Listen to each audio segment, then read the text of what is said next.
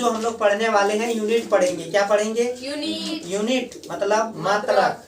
मात्रक मतलब मापने की इकाई को क्या कहते हैं? मापने मतलब मापने को ना आप लोग समझो इतना, नापने हम लोग क्या बोलते हैं? नापने। नापने क्या होता है? देखो ये सब जो आया है, क्या आया है?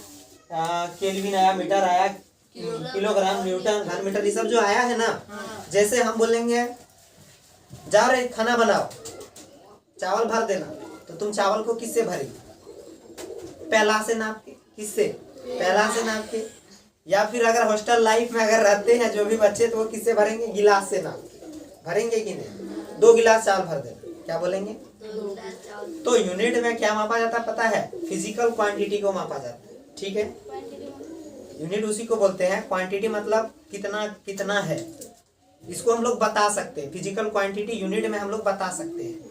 जैसे कि 1 गिलास भरो, 2 गिलास भरो, तो ठीक उसी प्रकार से कोई लंबाई मापेंगे तो 1 मीटर, 2 मीटर। ठीक है, आप बोलेंगे हम जैसे कि होशियार हैं, हम क्या हैं? हम 1 किलो होशियार हैं, किसी को बोलेंगे क्या? क्या बोलेंगे? हम 1 किलो होशियार हैं। जैसे जैसे आप किसी को बोलेंगे हम तुमसे 5 किलो दुश्मनी करते हैं। हम किसी को बोलेंगे आई लव यू 2 किलो।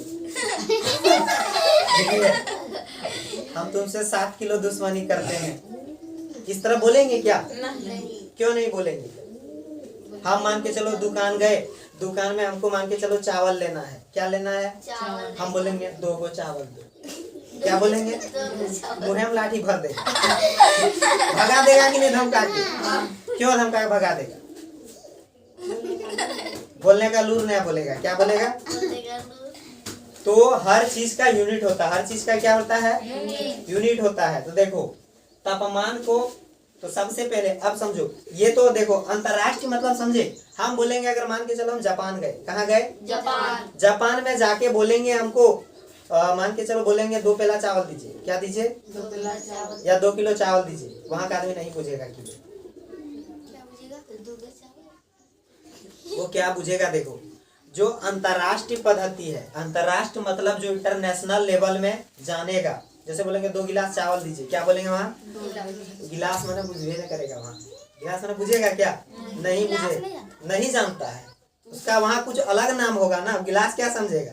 अगर आप अदर देश जाते हैं तो वहाँ का आपको भाषा पहले सीखना पड़ेगा। ठीक है, तो कुछ यूनिट बनाया गया है मात्रक, जो कि ऑल इंडिया में चलता है, हर जगह चलता है। ठीक है, ज्यादातर आप लोग पौंड का नाम सुने होंगे। पौंड, 2 पौंड, 3 पौंड, ये सब विदेश का है। विदेश का मापन यूनिट है। कहाँ का है? विदेश का। जैसे केक जो बनता है ना, वो अभी भी पौंड में बनता है। किसमें बनता है?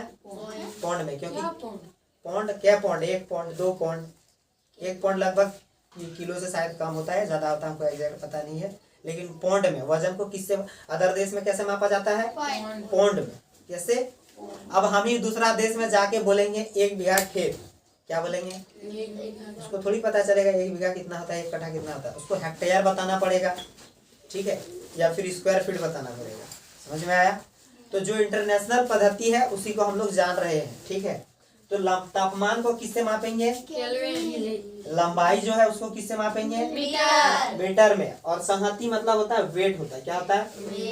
वेट को किससे मापेंगे? किलोग्राम। भार को? न्यूटन। कोई भी चीज का वॉल्यूम है, वॉल्यूम मतलब समझते हैं? आयतन। जैसे 1 लीटर, 2 लीटर, इसको आयतन। जब भी लीटर में निकलेगा मीटर क्यूब लगेगा। क्या लगेगा? घनत्व, डेंसिटी। घनत्व मतलब समझते हैं? डेंसिटी जिसको बोलते हैं। अबे डेंसिटी, तुम लोग डायन वाला याद करवा देती है ना, हंसती है सब सुन के। डेंसिटी मतलब होता है घनत्व। क्या होता है? घनत्व होता है। समझो घनत्व क्या होता है? घनत्व मान के चलो हम तेल में सरसों का तेल, सॉरी पानी में सरसों का तेल डाल दिए। पानी में सरसों का बोलो, डूबेगा ना तैरेगा? कौन तैरेगा? तेल तैरेगा? हमको नहीं लगता। तैरेगा नहीं, तैरेगा। क्या करेगा? जो पानी में तैर गया उसका पानी से घनत्व कम है, जो पानी के अंदर डूब गया उसका घनत्व ज्यादा है। ठीक है, पत्थर पानी में डूबेगा तैरेगा?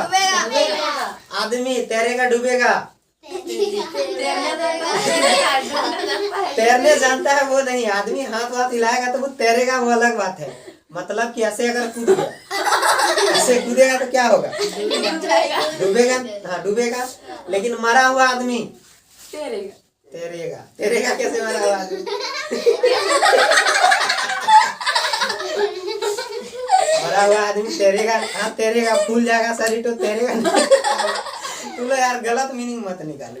तैरेगा मतलब उसको पानी ऊपर रखेगा ऐसे करके, ठीक है? तुम लोग क्या सोच रहे हैं ऐसे तो अब देखो, बर्फ पानी में तैरेगा या डूबेगा? तैरेगा। बर्फ तो पत्थर जैसा होता है ना। तैरेगा। तैरेगा क्या करेगा? तैरेगा। बट इतना बड़ा बर्फ डाल देंगे पानी में, इतना बड़ा, तो क्या होगा? तैरेगा। तैरेगा। बोलो क्यों तैरेगा पता है? नहीं। ज्यादा नहीं तैरेगा, तुमको ऊपर से थोड़ा सा दिखेगा। ऊपर से मान के चलो ये पानी है, ये क्या है? पानी। इतना बड़ा मान के चलो बर्फ का टुकड़ा है, इतना बड़ा। एक भाग ऊपर रहता है, कितना भाग रहेगा? एक भाग। 1/10, यानी कि 9 भाग पूरा नीचे में रहता है और 1 भाग ऊपर में दिखेगा। 1/10 भाग, 10 भाग में 1 भाग ऊपर में रहेगा और 9 भाग अंदर में रहेगा, नीचे में रहेगा, पानी के अंदर। पानी के अंदर। समझ लीजिए, ये नहीं कि अब पूरे एकदम ऊपर में छपला रहा है, ऐसे नहीं होने वाला है। ऐसे होगा क्या? घनत्व इसका भी ज्यादा है लेकिन पानी से थोड़ा सा कम, ठीक है? हाँ बोलो। उतना कठिन निकला तो पूरा डूबेगा। इतना कठिन निकला तो पूरा डूबेगा, इधर डूबा रहेगा, इतने कड़ी ऊपर में रहेगा। समझ में आया? तो देखो इसी